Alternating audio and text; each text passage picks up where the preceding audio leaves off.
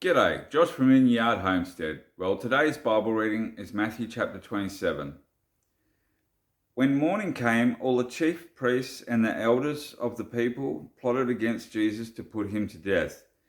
And when they had bound him, they led him away and delivered him to Pontius Pilate, the governor.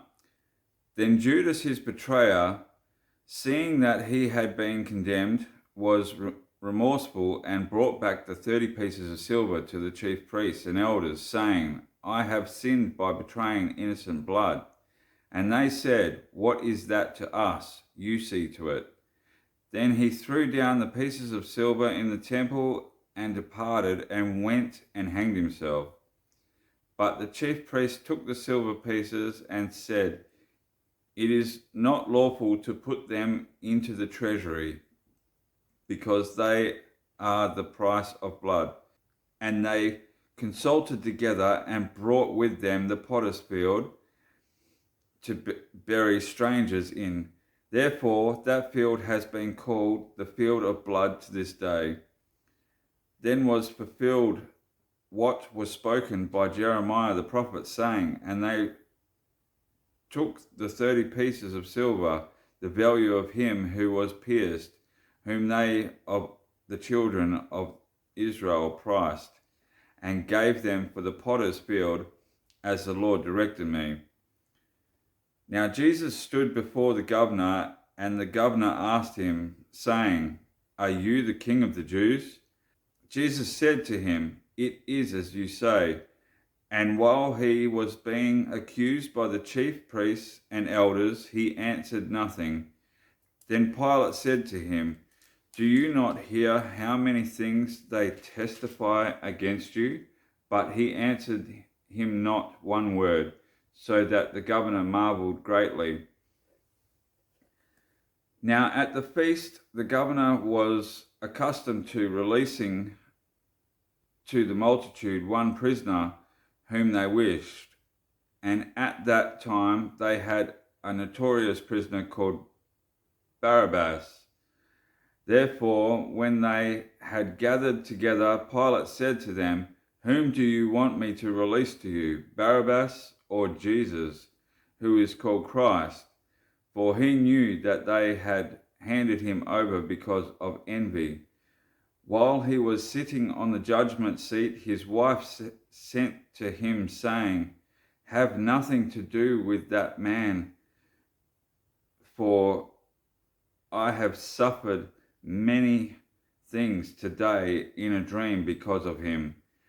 But the chief priests and the elders persuade the multitudes that they should ask for Barabbas and destroy Jesus. The governor answered and said to them, Which of the two do you want me to release to you? They said, Barabbas. Pilate said to them, What then shall I do with Jesus, who is called Christ? They all said to him, Let him be crucified. Then the governor said, Why, what evil has he done? But they cried out all the more, saying, Let him be crucified. When Pilate saw that he could not prevail at all, but rather that tumult was rising, he took water and washed his hands before the multitude, saying, I am innocent of the blood of this just person. You see to it. And all the people answered and said, His blood be on us and on our children. Then he released Barabbas to them, and when he had scourged Jesus, he delivered him to be crucified. Then the soldiers of the governor took Jesus to the praetorium and gathered the whole garrison around him. And they stripped him and put a scarlet robe on him. When they had twisted a crown of thorns, they put it on his head and a reed in his right hand. And they bowed the knee before him and mocked him, saying, Hail, King of the Jews! Then they spat on him and took the reed and struck him on the head. And when they had mocked him, they took the robe off him, put his own clothes on him, and led him away to be crucified. Now as they came out, they found a man of Cyrene, Simon by name. Him they compelled to bear his cross. And when they had come to a place called Golgotha, that is to say, place of a skull, they gave him sour wine mingled with gall to drink. But when he had tasted it, he would not drink. Then they crucified him and divided his garments, casting lots, that it might be fulfilled which was spoken by the prophet. They divided my garments among them, and for my clothing they cast lots. Sitting down, they kept watch over him there, and they put up over his head the accusation written against him, "This is Jesus, the King of the Jews." Then 2 robbers were crucified with him, one on the right and another on the left. And those who passed by blasphemed him, wagging their heads and saying, "You who destroy the temple and build it in 3 days, save yourself. If you are the Son of God, come down from the cross." Likewise the chief priests also mocked with the scribes and elders, said, "He saved others, himself he cannot save. If he is the King of Israel, let him now come down from the cross, and we will believe him. He trusted in God, he let him deliver him. Now if he will have him, for he said, 'I am the Son of God.'" Even the robbers who were crucified with him reviled him with the same thing. Now from the 6th hour until the 9th hour, there was darkness over all the land. And about the 9th hour, Jesus cried out with a loud voice, saying, "Eli, Eli, lama sabachthani," that is, my God, why have you forsaken me?" Some of those who stood there when they heard that said, "This man is calling for Elijah." Immediately one of them ran and took a sponge, filled it with sour wine, and put it on a reed and offered it to him to drink.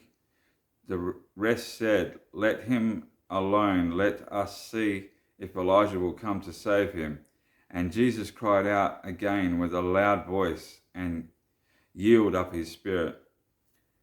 Then behold, the veil of the temple was torn in two from top to bottom, and the earth quaked, and the rocks were split, and the graves were opened, and many bodies of the saints who had fallen asleep were raised, and coming out of the graves after his resurrection, they went into the holy city and appeared to many. So when the centurion and those with him who were guarding Jesus saw the earthquake and the things that had happened, they feared greatly, saying, "Truly this was the Son of God." And many women who followed Jesus from Galilee, ministering to him, were there looking on from afar, among whom were Mary Magdalene, Mary the mother of James and Joseph, and the mother of Zebedee's sons. Now when evening had come, there came a rich man from Arimathea, named Joseph, who himself had become a disciple of Jesus. This man went to Pilate and asked for the body of Jesus. Then Pilate commanded the body to be given to him. When Joseph had taken the body, he wrapped it in a clean linen cloth and laid it in his new tomb, which he had hewn out of the rock, and he rolled a large stone against the door of the tomb and departed. And Mary Magdalene was there, and the other Mary sitting opposite the tomb.